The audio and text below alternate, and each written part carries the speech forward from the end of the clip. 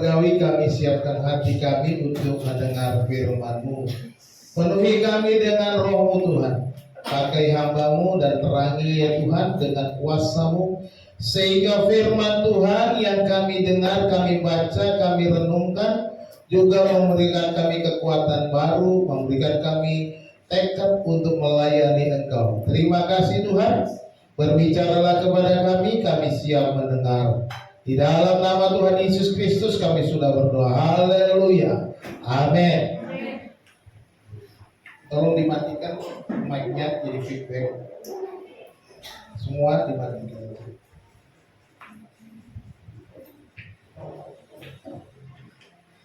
Baik Bapak Ibu Saudara dikasih Tuhan, hari ini saya ingin mengajak kita merenungkan firman Tuhan dengan judul Kabar Baik Yesus Kristus. Kita akan baca bersama-sama dari kitab Injil Markus pasal 1 ayat 1 hingga ayat yang keempat ya. Markus 1 ayat 1 sampai 4, demikian firman Tuhan. Inilah permulaan Injil tentang Yesus Kristus anak Allah. Seperti ada tertulis dalam kitab Nabi Yesaya, lihatlah aku menyuruh utusanku mendahului engkau. Ia akan mempersiapkan jalan bagimu. Ada suara orang yang berseru-seru di padang gurun, persiapkanlah jalan untuk Tuhan, luruskanlah jalan baginya. Demikianlah Yohanes Pembaptis tampil di padang gurun dan menyerukan, bertobatlah dan berilah dirimu dibaptis, dan Allah akan mengampuni dosamu. Amin.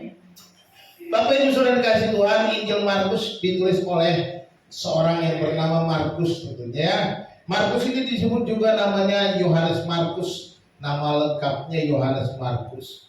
Dia adalah seorang keponakan dari Barnabas. Kalau saudara pernah dengar nama Barnabas, dia pelayanan bersama Rasul Paulus, Barnabas ya. Nah, keponakannya bernama Markus ini. Ya, Barnabas, si Markus ini dilayani atau ditobatkan, dipermandikan, dibaptis oleh Petrus.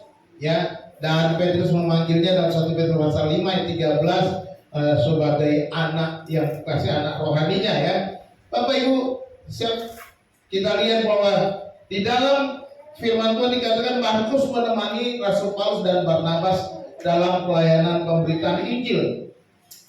Berapa perjalanan misi, Markus bersama-sama dengan Paulus dan Barnabas menjadi satu tim pelayanan. Pertama pelayanan ke Antioquia dalam Kisah Rasul pasal 12, dan juga pelayanan ke Siprus dalam Kisah Rasul pasal yang ke-13 ya.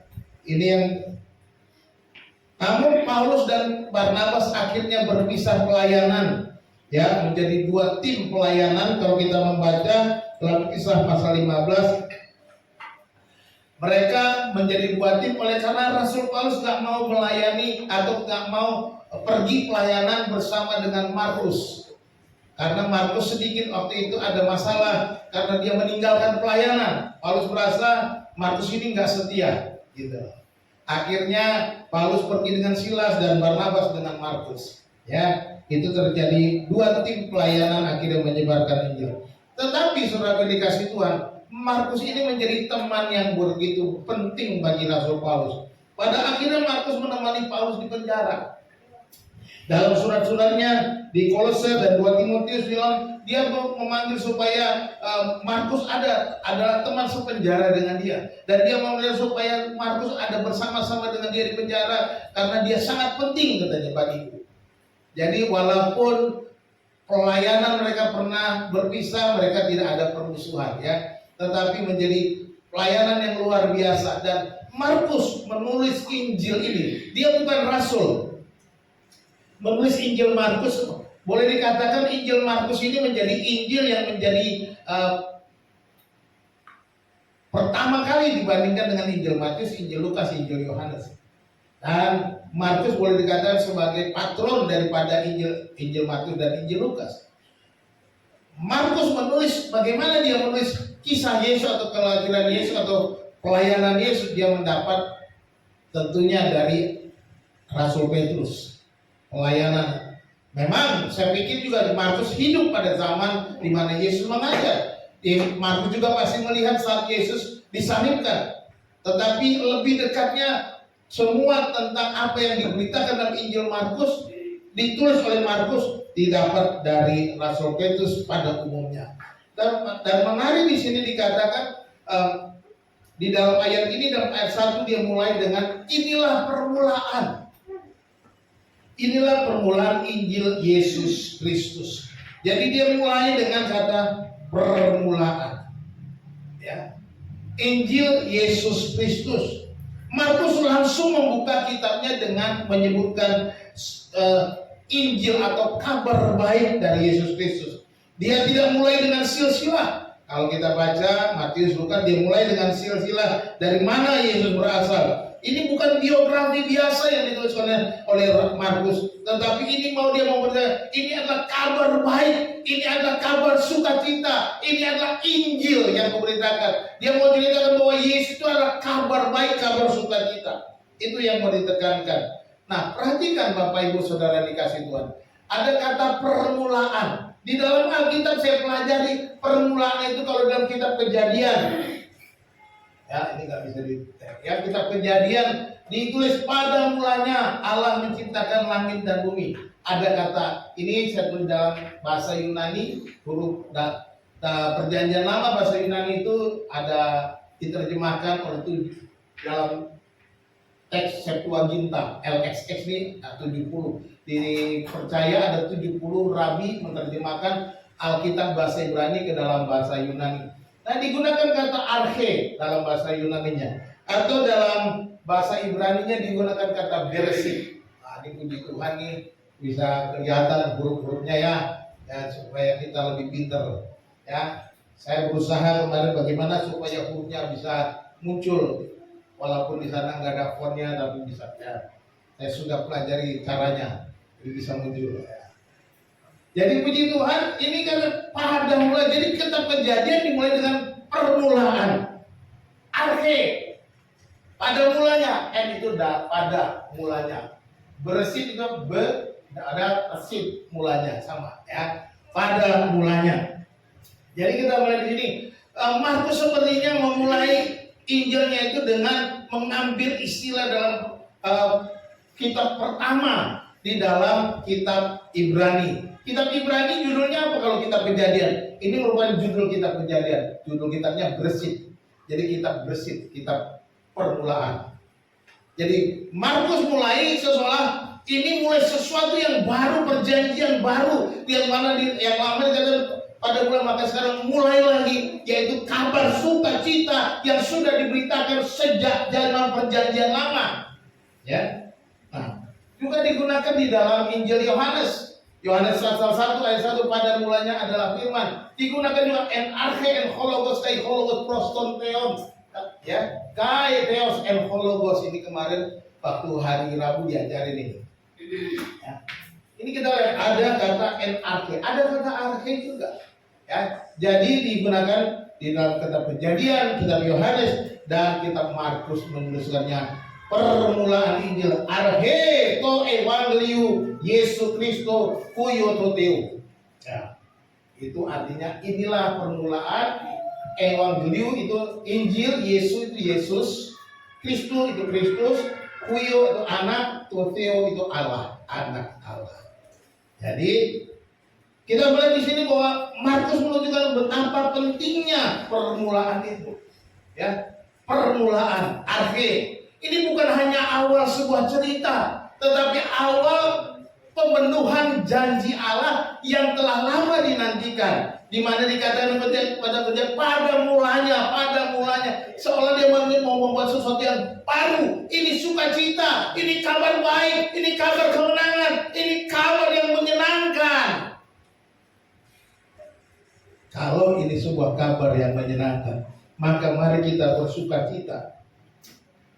Karena kita mulai belajar dari ayat-ayat ini, yang ada 3 pesan utama bahwa kabar baik itu diwartakan, kabar yang diwartakan, maka dikatakan inilah permulaan Injil tentang Yesus Kristus anak Allah. Jadi digunakan kata Injil di sana, Evangelion. Maaf saya kok banyak cepat-cepat karena waktu saya sudah dipakai banyak untuk puji-pujian. Ya, saya mau supaya setengah 10 seharusnya sudah berdiri saya di sini. Jangan jam 10. Lain kali kalau yang pimpin dia tolong setengah 10 saya sudah diri. Kita mulai, memang terlambat ya.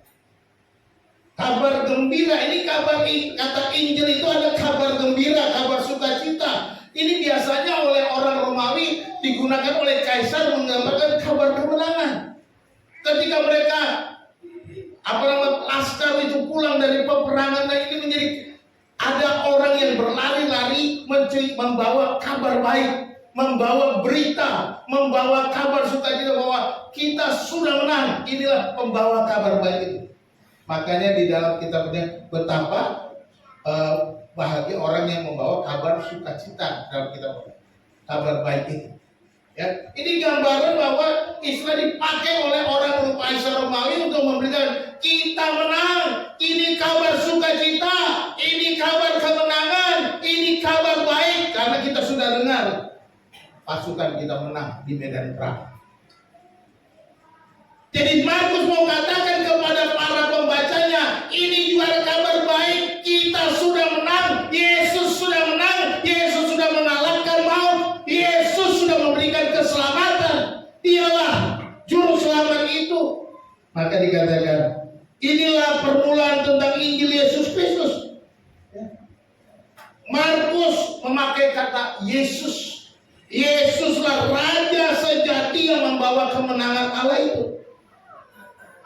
Dia mengatakan Yesus inilah kemenangan kita. Jadi ini kabar yang menyenangkan, harusnya menjadi sukacita bagi setiap pembaca Injil Markus ini. Ketika dia tidak membacanya, tidak dikabarkan seolah ini suatu kabar yang luar biasa, memberikan kekuatan, kemenangan. Ya. Markus yang tadinya pernah mengecewakan Rasul Paulus, tetapi dipakai Tuhan. Markus yang pernah ditolak Paulus dalam pelayanan bersamanya, tetapi akhirnya menjadi kawan sekerja Rasul Paulus. Markus dipakai Tuhan menuliskan Injil, menuliskan kabar baik, kabar kemenangan, kabar sukacita dengan cara yang luar biasa. Inilah permulaannya. Harusnya ketika kita baca, kita juga perlu senang, sukacita mendengar ini. Sama seperti kalau kaisar mengumumkan kemenangan, maka rakyat akan bersukacita. Mereka akan mendapatkan pampasan perang, mendapatkan jarahan. Mereka menjadi pemenang-pemenang. Kabar itu menjadi sukacita yang besar. Ini yang mau dikatakan oleh Markus, sampai kita juga punya sukacita yang sangat besar. Kita punya sukacita yang betul-betul luar biasa. Karena apa? Yesus sang Raja segala raja menyatakan kemenangannya. Ini yang Markus mau katakan. Di mana Markus juga memakai dua gelar penting dari Yesus. Yang pertama dia sebut Yesus Kristus. Inilah permulaan Injil tentang Yesus Kristus, anak Allah. Yesus Kristus itu artinya yang diurapi.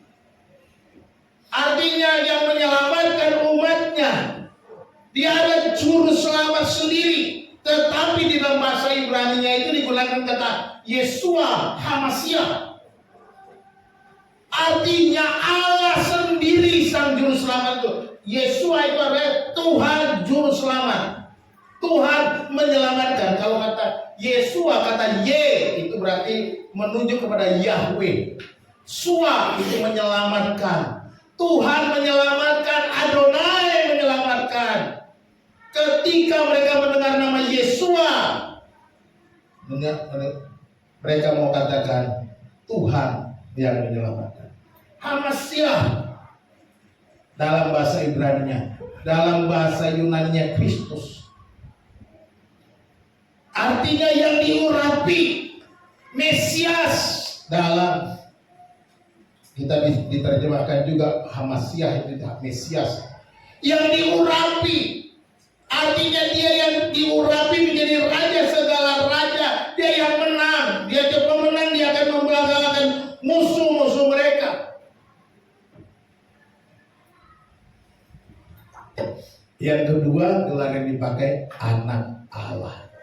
Markus menegaskannya sejak permulaan. Inilah permulaan bahwa sang pemenang, bahwa sang juru selamat itu adalah anak Allah sendiri. Dia adalah Allah yang jadi manusia. Dia adalah Allah yang datang ke dunia ini. Dia adalah Allah yang menyerahkan hidupnya bagi saudara dan saya. Sebelum dia mulai cerita tentang Yesus, pelayanannya sampai kepada kematiannya, dia mau katakan diri awal, dia anak Allah. Dialah juru selamat. Dia adalah anak Allah. Ini harus kita tekankan. Ketika kita mendengar ini, Bapak Ibu Saudara yang dikasihi Tuhan, mungkin bagi telinga kita ini biasa, tetapi bagi telinga orang Ibrani menjadi sesuatu yang luar biasa. Bagi telinga mereka ini suatu pesan yang sangat penting. Ketika Markus berkata dia adalah anak Allah, dia berbicara tentang Allah sendiri. Jadi gelar ini ditunjukkan. Ini digambarkan seperti seorang yang menang undian. Kalau seandainya saudara dapat WA, begini kira-kira dulu. Selamat, Anda memenangkan hadiah utama 50 miliar. Saya belum pernah dapat uang 1 miliar. Tapi kalau dapat uang 50 miliar itu wah, luar biasa ya. Silakan hubungi nomor ini untuk mengambilnya. Kira-kira bagaimana perasaan saudara? Bagaimana dan apa yang saudara pikirkan? Saudara berkata, wow, saya dapat 50 miliar. Ya memang kalau zaman sekarang mungkin hati-hati, ada tipu-tipu juga. Tetapi setidaknya berita ini membuat kita suka. Dan kalau ini memang benar, ini kabar yang luar biasa, ini kabar baik, ini kabar sukacita. Dapat 50 miliar. Kebetulan hutang saya 100 juta. Jadi masih ada sisa, kira-kira gitu kan. Kalau misalnya masih punya hutang 1 miliar, saudara masih punya sisa. Ataupun kalau saudara nggak punya, kalau saya dapat undian seperti 50 miliar, saya mau beli ruko-ruko di semuanya sebelah sana. Kira-kira itu yang saya pikirkan. Betapa bahagia. Jadi kita melihat di sini bahwa Injil Markus sama seperti itu. Markus tidak mulai dengan 10 cara menjadi orang baik menurut Yesus, tidak. Ya, dia langsung berkata, inilah kabar baik, Yesus Kristus anak Allah sudah datang. Kabar baiknya adalah dia sendiri, Yesus sendiri, bukan ajaran-ajarannya. Makanya permulaannya dikatakan. Jadi seolah-olah Markus mau katakan ini suatu berkat yang besar, hadiah besar. Oh, betul-betul ini merupakan apa namanya, rezeki nomplok. Ketika dia mau beritakan tentang Yesus Kristus itu anak Allah sang juru selamat. Inilah yang dimaksudkan Markus. Jadi Bapak Ibu, jadi ini bukan ajaran moral semata atau nasihat hidup. Tetapi dia mau mengatakan ini adalah berita tentang pribadi Yesus Kristus. Ini berita tentang Yesus sendiri. Oleh sebab itu mari kita penuh sukacita. Sebentar lagi kita merayakan Natal. Tiap tahun merayakan Natal. Saudaraku, anak-anak semua senang merayakan Natal. Bapak ibunya juga senang merayakan Natal. Pada waktu Natal, kalau saya ingat waktu saya kecil, saya punya sepatu baru, saya punya baju baru. Bapak saya akan bawa saya ke tukang jahit untuk menjahitkan celana baru dan baju baru buat saya. Karena zaman dulu kami begitu. Ke tukang jahit bukan pergi ke mall untuk beli baju. Zaman sekarang ke mall. Kami membayangkan bahwa Natal itu adalah pesta sukacita, senang-senang. Dan itu mungkin terbawa kepada kita. Tetapi tahukah Bapak Ibu betapa pentingnya bukan hal soal pesta-pestanya, tetapi apakah kita bersuka cita oleh karena Yesus itu hadir, oleh karena Yesus itu datang, oleh karena pribadi Yesus sendiri, Dia adalah juru selamat anak Allah. Itu yang menjadi penting, bukan pestanya. Kalau zaman sekarang mungkin yang punya anak banyak, kalau udah Natal udah mikir, waduh bagaimana ya, cukup gak duitku ya buat anakku 4, anakku 5, anakku 6. Wah, kalau anaknya 1, anaknya 2 masih tenang-tenang dia, ya kan gitu ya. Karena tiba-tiba anaknya, mak, di sekolah aku pakai baju merah, tapi di gereja pakai baju biru. Mak, aku pergi persuan doa kemarin, kami Natalnya pakai baju kuning. Bah, merah, biru, kuning, hijau, di langit yang biru. Akhirnya kita stres, mamanya stres, Natal bikin stres. Padahal Natal adalah kabar baik, tetapi bisa juga menjadi kabar stres oleh karena banyaknya permintaan anak-anaknya. Jadi mari anak-anak, tolong jangan bikin stres mamamu bapakmu. Ya. Tolonglah kalau bajunya warna-warni kasih tahu kawan. Janganlah kita samainlah dengan gerejaku. Di gerejaku biru, kita di sini biru aja juga. Gitu supaya sama. Tapi kalau semuanya punya permintaan, bingung, akhirnya udah kita warna-warni aja lah. Kalau usah pakai warna-warna kode-kode. Tapi inilah kabar baik itu, Bapak Ibu. Jadi Natal adalah Yesus sendiri yang datang.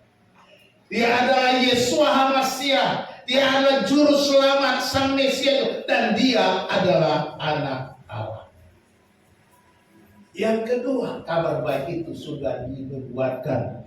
Di dalam ayat yang kedua dan ketiga dikatakan seperti ada tertulis dalam kitab Nabi Yesaya. Ini menunjukkan bahwa ada nubuat. Berita ini sudah diceritakan sebelumnya. Kalau Nabi Yesaya berarti 700 tahun sebelum Yesus datang, Yesaya sudah berbicara, lihatlah aku menyuruh utusanku mendahului engkau, ia akan mempersiapkan jalan bagimu. Ada suara orang yang berseru-seru di padang gurun, persiapkanlah jalan untuk Tuhan, luruskanlah jalan baginya. Ayat ini dia kutip dari Yesaya 40 ayat 3 dan digabung dengan Malaikat 31 dan ada pengaruh Keluaran 23-20. Kita lihat ayat-ayat ini mirip ya. Yang pertama Yesaya 40 ayat 3 bilang, ada suara yang berseru-seru, persiapkanlah di padang gurun jalan untuk Tuhan, luruskanlah di padang belantara jalan raya bagi Allah kita. Kemudian Malaikat 3 ayat 1, lihatlah aku menyuruh utusanku supaya yang mempersiapkan jalan di hadapanku dengan mendadak Tuhan yang kamu cari itu akan masuk ke baitnya. Malaikat perjanjian yang kamu kendaki itu sesungguhnya ia datang, firman Tuhan semesta alam. Lalu Keluaran 20-23 bilang, sesungguhnya aku mengutus seorang malaikat berjalan di depanmu untuk melindungi engkau di jalan dan untuk membawa engkau ke tempat yang telah kusiapkan. Markus memang mencatatnya Nabi Yesaya.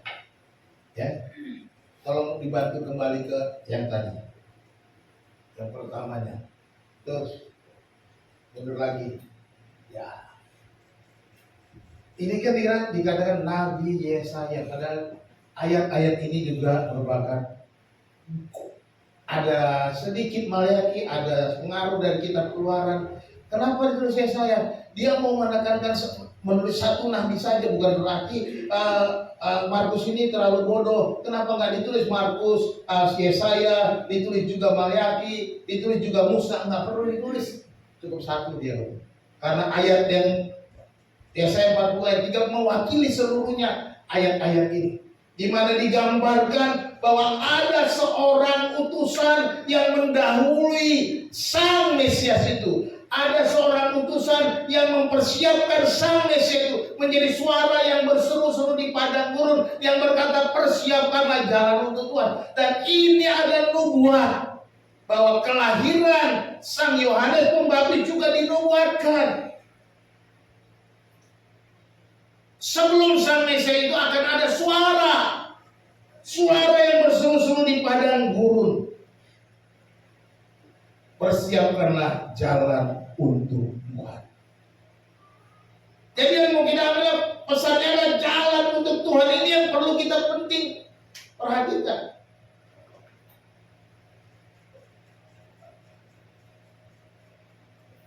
Jalan untuk Tuhan. Nubuat ini menunjukkan bahwa ada utusan yang mempersiapkan jalan itu, yaitu Yohanes Pembaptis. Menarik dikatakan di sini digunakan kata Tuhan. Dalam bahasa Yunani-nya Kyrios. Ya, Kyrios. Tuhan yang datang ada Tuhan Allah sendiri. Dalam konteks Yesaya disebut Tuhan, hurufnya T-U-H-A-N, huruf besar semua. Kalau huruf besar semua itu dari kata YHWH, atau orang Ibrani menyebutnya Adonai, harusnya Yahweh atau Yehuwa. Orang Ibrani nggak berani menyebut nama Yahweh karena dia ingat dan jangan menyebut nama Tuhan Allahmu dengan sembarangan. Jadi mereka ketika ketemu kata YHWH, mereka menyebutnya Adonai. Adonai, Tuhanku. Ya. Jadi kalau kita lihat di sini bahwa Yesus itu adalah Yahweh sendiri. Yesus itu adalah Tuhan sendiri, bukan yang lain. Tuhan yang menjadi juru selamat. Jadi yang datang sesuai dengan pesan dari Nabi Yesaya, persiapkanlah jalan untuk Tuhan. Jadi Yohanes Pembaptis memberitahukan bahwa Tuhan Sang Kyrios, Sang Yahweh atau Adonai itu sudah datang. Dan Yohanes memberitakan itu. Dan itu dinubuatkan. Jadi Yesus yang datang adalah Yahweh yang menjadi manusia. Sebagaimana dikatakan di dalam Yohanes pasal 1 ayat 14. Pada mulanya adalah firman itu bersama dengan Allah, firman itu adalah Allah. Itu kan ayat 1-nya, ayat 14. Dan firman itu telah menjadi manusia. Sang firman. Kalau kita kembali ke kitab Kejadian, firman, berfirmanlah Allah maka jadilah terang, maka terang itu jadi, ada firman. Inilah pribadi kedua dari Allah itu. Sang firman menjadi manusia, yaitu Yesus Kristus. Jadi ini yang paling penting, persiapkanlah jalan untuk Tuhan. Ini beritanya. Ini nubuatnya, bahwa kelahiran Sang Mesias, kelahiran Sang Juru Selamat itu sudah dinubuatkan, sudah diceritakan ribuan tahun yang lalu, bahkan 1.500-2.000 tahun sebelum dia datang. Sudah dinubuatkan. Saudara pernah lihat trailer film apa nih? Kalau yang pakai gini film apa? Hah? Ranger, bukan itu bukan Ranger. Iron Man, atau tahunya Power Rangers doang, anak jadul tuh. Biasanya kalau film gitu kan dia munculin trailernya, ya orang nonton untuk promo, belum tayang, belum main, tapi promonya udah muncul di bioskop. Bagus di film orang supaya pada nonton. Jadi itu beritanya sudah dikatakan bahwa akan datang Captain Amerika lah, apalah itu, pokoknya film-film apa saja dimunculkan trailernya. Apakah itu film horor, film apa pun ada trailernya. Itu trailer film. Ini menggambarkan seolah bahwa perjanjian lama ada trailer selama sekitar 1.500 tahun yang berkata akan datang seorang juru selamat, anak Allah yang ada Tuhan sendiri. Jadi ini sebuah trailer. Sekarang kita akan menyaksikan filmnya, kira-kira kita. Itu yang mau saya Markus katakan. Dengan berkata di dalam permulaan Injil Yesus Kristus anak Allah itu selamat. Lalu dia sudah dinubuatkan. Trailernya sudah kita kenal, trailernya sudah ada, trailernya sudah ditayangkan. Sekarang kita mau nonton filmnya. Sekarang kita mau lihat Yesusnya, pribadinya yang menyatakan kuasa, melakukan mujizat, melakukan perkara-perkara besar, membangkitkan orang mati, mencelihkan mata yang buta, menyembuhkan orang yang lumpuh, membuat yang tuli mendengar, yang bisu bisa berbicara. Kita akan saksikan. Kira-kira itu yang mau disampaikan oleh Markus sebagai kabar baiknya. Kabar baiknya adalah sekarang dia sudah muncul. Kabar baiknya adalah sekarang dia sudah datang. Kabar baiknya adalah sekarang kita akan menyaksikan karyanya. Itu yang mau Markus katakan dengan menceritakan, memulai Injil dengan permulaan Injil tentang Yesus Kristus, Anak Allah, yang sudah dinubuatkan di dalam kitab Perjanjian Lama. Jadi kalau kita lihat wajah Alkitab kita itu, Perjanjian Lama dan Perjanjian Baru adalah satu cerita yang utuh yang berpusat pada Kristus. Mulai dari kitab Kejadian sampai kepada kitab Wahyu adalah kisah utuh, satu kisah utuh tentang Yesus Kristus, berpusat pada Yesus, bukan yang lain. Dan Markus mengangkat kisah ini dalam tulisannya supaya orang yang membacanya dikuatkan, percaya bahwa apa yang sudah diberitakan 1500 tahun sebelumnya ini terbukti benar. Inilah kabar baik yang sudah dinubuatkan. Kabar baik sudah diwartakan, kabar baik sudah dinubuatkan. Yang ketiga, kabar baik harus disambut dengan pertobatan. Kabar baik yang sudah disampaikan akan menjadi hampa, akan menjadi kosong, akan menjadi sia-sia, akan menjadi tidak berguna apabila tidak disambut dengan tindakan pertobatan. Itu sebabnya dikatakan di dalam ayat ini, demikianlah Yohanes Pembaptis tampil di padang gurun dan menyerukan, bertobatlah dan berilah dirimu dibaptis dan Allah akan mengampuni dosamu. Jadi dia mulai dengan menceritakan tentang kehadiran, kedatangan Sang Juru Selamat itu, tetapi tidak berhenti di situ. Ini sudah dinubuatkan, sudah dikasih trailernya di dalam Perjanjian Lama, tetapi tidak bersih di situ. Kamu harus bertobat. Itu sebabnya dikatakan ini Yohanes datangnya supaya kamu mempersiapkan diri, kamu bertobat, kamu percaya, supaya kamu diampuni, supaya kamu mengalami hidup yang baru. Ini Yohanes muncul di padang gurun, tempat pengharapan. Kadang-kadang kita merasa hidup di padang gurun, tetapi percayalah Tuhan bisa pakai padang gurun untuk mendatangkan pengharapan yang baru. Seperti pesan yang disampaikan oleh Markus bahwa ini adalah berita pertobatan dan pengampunan dosa. Kita belajar ada dua tugas Yohanes di dalam ini yang disampaikan oleh Markus. Yang pertama, Yohanes itu memberitakan baptisan pertobatan. Bertobatlah dan berilah dirimu dibaptis dan Allah akan mengampuni dosamu. Jadi berita pertama adalah berita pertobatan. Sebagai pertobatan, sebagai orang yang memberikan tanda, engkau dibaptis dengan tanda baptisan sebagai tanda pertobatanmu. Jadi baptisan ini adalah tanda pertobatan. Jadi kalau sudah bertobat artinya kelahiran baru, maka kau dibaptis sebagai tanda. Jangan dibalik. Jangan dibaptis dulu baru bertobat, itu terbalik. Firman Tuhan bilang, bertobatlah dan beri dirimu dibaptis. Ini perintah Tuhan.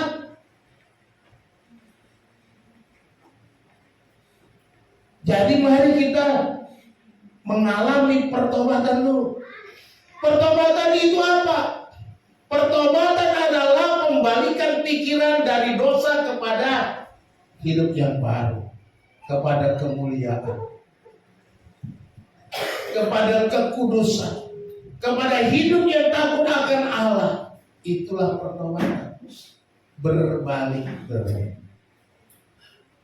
Baru berita kedua yaitu adalah pengampunan dosa. Yohanes datang untuk beritakan bahwa Yesus membawa pengampunan dosa.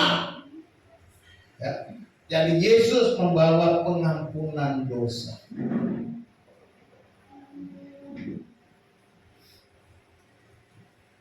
Baptisan bukan nunggu saudara suci.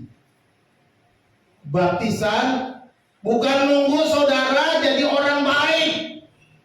Baptisan bukan nunggu saudara menjadi hidup seperti malaikat, nggak bikin salah, nggak bikin dosa, nggak bikin pelanggaran lain, bukan itu. Tetapi baptisan adalah tanda pertobatan saat engkau percaya kepada Yesus yang sudah menebus dosamu, maka engkau memberi diri dibaptis. Baptisan itu baru langkah awal engkau menjadi seorang bayi rohani di dalam Tuhan. Supaya hidupmu diperbarui, ditingkatkan, bertumbuh, berbuah, menjadi dewasa. Perlahan-perlahan. Kalau nunggu baik, saudara nggak bakalan baik-baik. Apalagi kalau kita justru ketika kita merasa bersalah, kita malas, tidak mau cari Tuhan, kita sembunyi di rumah, tidak mau cari Tuhan, tidak mau berdoa, tidak mau baca Alkitab, kita merasa saya orang paling berdosa, orang paling rusak, Tuhan mungkin gak mau terima saya. Oh, halo. Tuhan justru datang untuk mencari orang berdosa. Bukan orang sehat yang memerlukan tabib, kata Yesus, tapi orang sakit.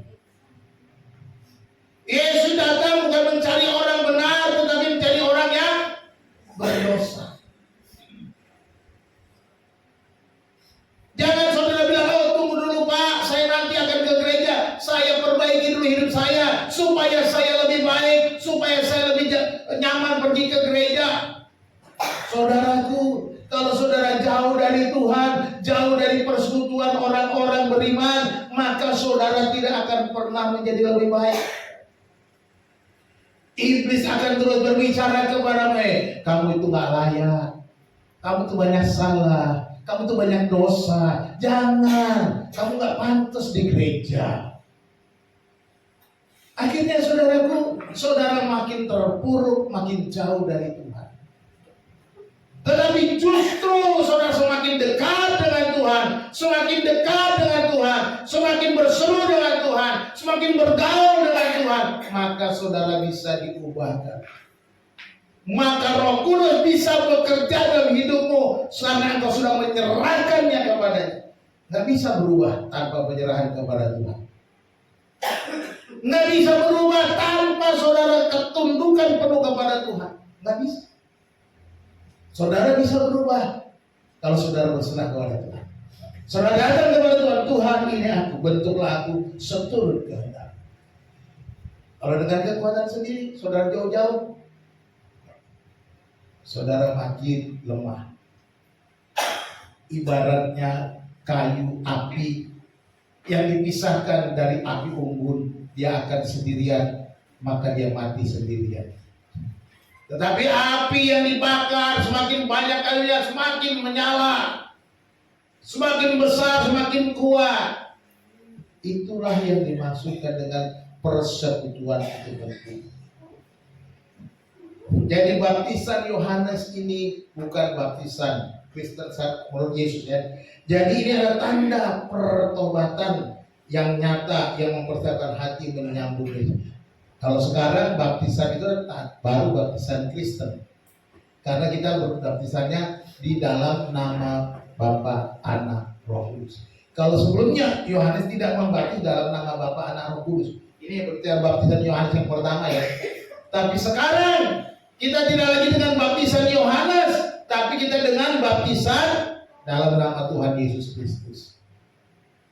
Makanya dalam kisah para rasul ada kisah di mana Paulus pergi pelayanan lalu tanya, dengan baptisan apa kamu dulu? Dengan baptisan Yohanes. Oh, kalau harus dibaptis dengan baptisan Yesus Kristus. Ya. harus ada baptisan. Bapak Ibu Saudara dikasih Tuhan, inilah yang dikabarkan oleh Markus, dua tugas yang dijabat untuk memberitakan pertobatan, untuk memberitakan pengampunan dosa. Jadi tidak hanya berhenti pada kabar sukacita yang hanya menceritakan siapa Yesus.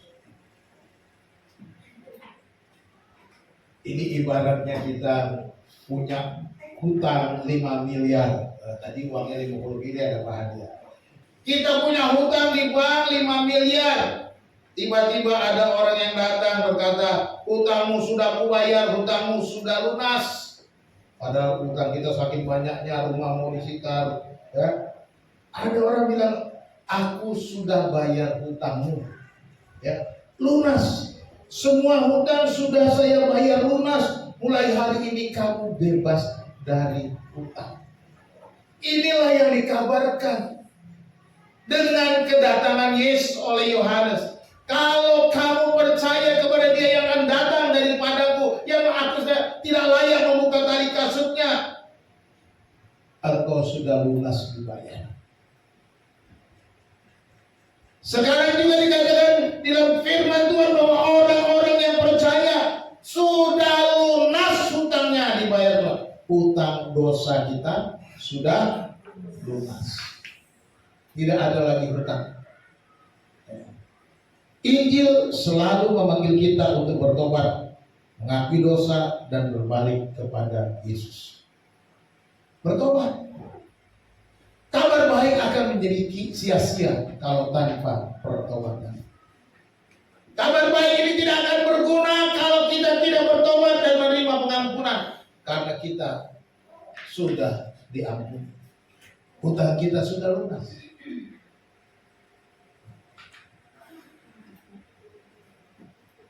Apa yang kita pelajari Markus ini? Kesimpulan dari Markus 1 ayat 1. Markus 1 ayat 1 adalah ringkasan seluruh Injil Markus. Dapat dikatakan bahwa ini adalah sebuah ringkasan dari seluruh yang diberitakan oleh Injil Markus, yang memberitakan kabar baik tentang Yesus Kristus. Kabar itu sudah dinubuatkan dan kabar itu harus direspon dengan pertobatan. Jadi kisah pelayanan Yesus yang diceritakan oleh Markus selalu mengingatkan kita kepada Dia anak Allah, Dia anak Allah, Dia penuh kuasa, Dia harus diterima dengan pertobatan. Yesus Kristus anak Allah datang sebagai pemenuhan nubuat dan kita dipanggil untuk bertobat dan percaya kepadanya. Inilah beritanya. Lalu apa yang harus kita? Saya sekarang suka pakai tantangan. Yang kemarin minggu lalu ada yang sudah mulai? Ada yang sudah mulai kirim-kirim WA kepada saudaranya, kepada temannya setiap hari rutin? Ada? Angkat tangan yang sudah lakukan selama 1 minggu tiap-tiap hari. Haleluya, tidak ada. Untuk apa kita dengar khotbah tapi tidak melakukan? Lebih baik saya berhenti khotbah daripada kita tidak mau melakukan. Minggu depan saya nggak usah khotbah lagi. Kalau kayak gini caranya. Untuk apa? Cuma menyenangkan telinga saudara. Cuma saudara formalitas. Jangan. Cuma menjadi berkat untuk nolong orang, mendoakan orang. Saudara-saudara, siapa yang doakan satu orang saja saudaranya tiap hari? Sebut namanya. Nggak ada juga. Haleluya. Harus ada. Saudara mendoakan orang-orang tertentu. Itu kan tugas sekian minggu lalu. Jangan dengar firman Tuhan masuk kiri keluar kanan. Saudara sama dengan orang fasik. Nggak ada gunanya kita kumpul nyanyi-nyanyi dengar firman tapi seperti orang fasik dia pulang fasik. Aku malah marah kayaknya. Ya marah lah gak lakukan firman Tuhan. Ya, gak marah-marah amat sih, cuma ingetin aja. Jangan takut. Tapi saya mau supaya kita lakukan. Sekarang apa yang mau kita lakukan? Apakah hidup Anda sudah menjadi respon terhadap permulaan Injil? responnya bertobat. Beritakan. Mari.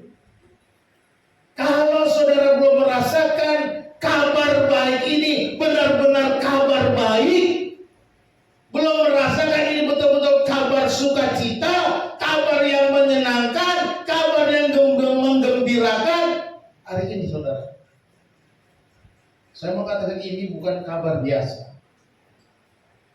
Kabar tentang Yesus. Sengaja saya korbankan menjelang Natal. Makanya renungan-renungan kemarin kan ayatnya ayat-ayat pembuatan tentang Yesus Kristus. Memang sudah dirancang, itu bukan asal-asalan. Ya. Jadi sudahkah Anda mengalami pertobatan sejati dan pengampunan dosa di dalam Kristus? Kalau belum, bertobat sekarang.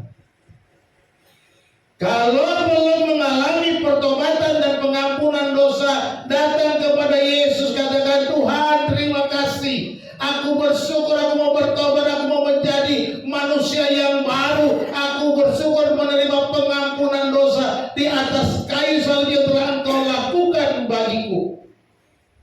Aku menjadikan Engkau Tuhan dan Juru Selamatku.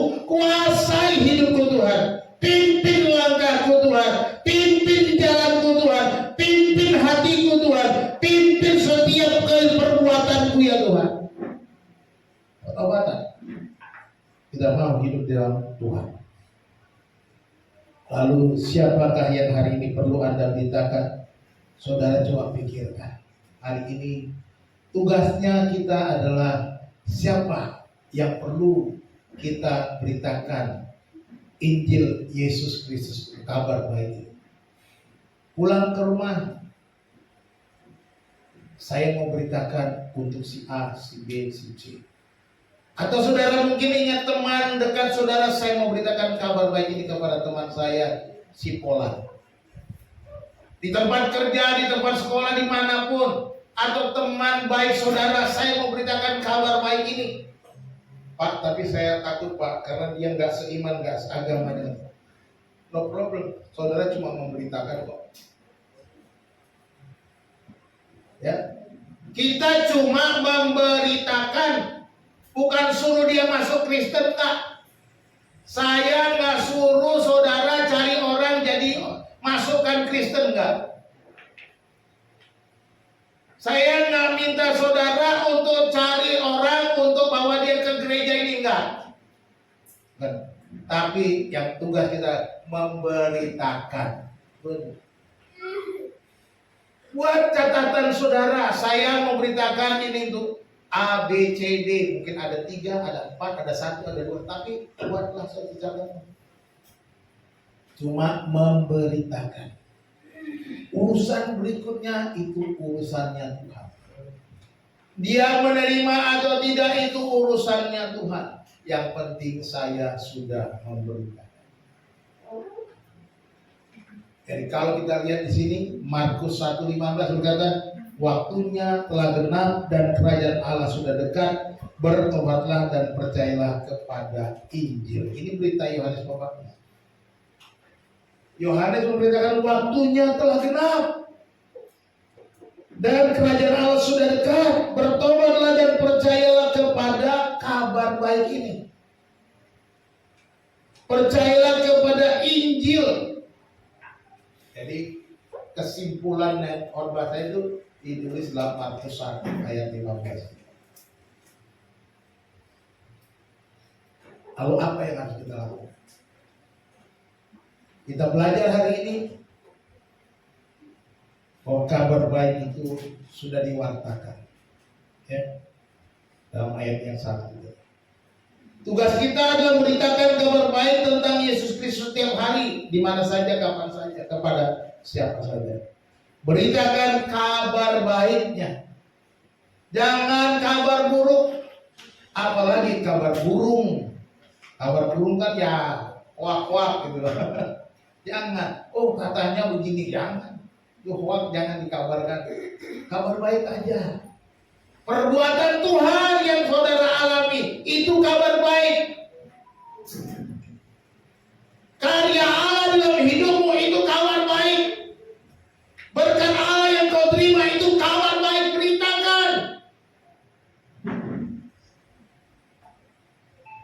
Yang kedua, kabar baik itu telah dinubuatkan.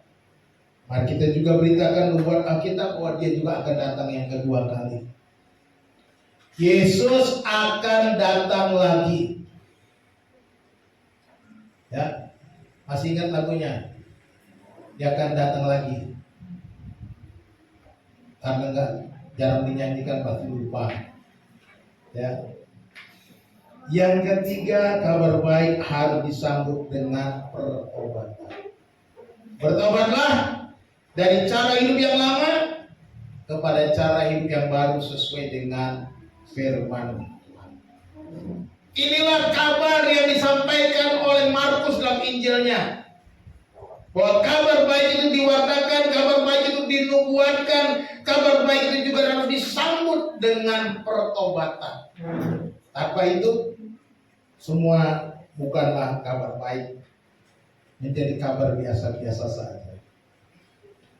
Saya mau tutup dengan satu statement dari seorang hamba Tuhan yang hidup tahun 1847 sampai 1917. Dia seorang pemberita Injil dan lahir di Skotlandia. Dia melayani juga di Amerika dan juga di Inggris, membuka sekolah di Inggris namanya Oxford Chambers. Dia juga pernah pelayanan di Afrika. Dia berkata, menolak untuk bertobat secara terus-menerus berarti menaruh batu sandungan bagi pertumbuhan rohani kita. Jangan menolak bertobat. Jangan buat batu sandungan dalam hidup, sehingga kau tidak akan pernah bertumbuh secara rohani. Jadi ini yang diingatkan. Mari katakan, sambutlah kabar baik itu dengan pertobatan. Tuhan Yesus memberkati kita. Bajunya sama ya. Kita berdoa. Bapa yang baik, terima kasih, kami bersyukur kepadamu. Pada hari ini kami sudah membaca firman, merenungkan firman. Biarlah Engkau ya Tuhan terus berbicara kepada kami dengan perantaraan Roh-Mu ya Allah. Biarlah Engkau menolong kami ya Tuhan, membawa kabar baik yang sudah kami dengar kepada orang-orang lain yang di sekitar kami, kepada orang-orang yang kami kekasihi, kepada orang-orang yang kami cintai, kepada sahabat-sahabat kami, kepada teman-teman kami, kepada orang-orang di sekeliling kami ya Tuhan. Dan biarlah berita pertobatan itu menjadi kehidupan kami, dan kami boleh membawa kabar pertobatan kepada banyak orang, dan kami boleh menceritakan kasih Allah, kebaikan Allah, karya Allah kepada orang-orang di sekitar kami. Terima kasih Tuhan, terima kasih untuk firman-Mu. Terima kasih, biarlah Tuhan berbicara kepada kami supaya kami dapat melakukan kebenaran firman-Mu. Di dalam nama Tuhan Yesus Kristus kami naikkan syukur dan doa kami. Haleluya. Amin.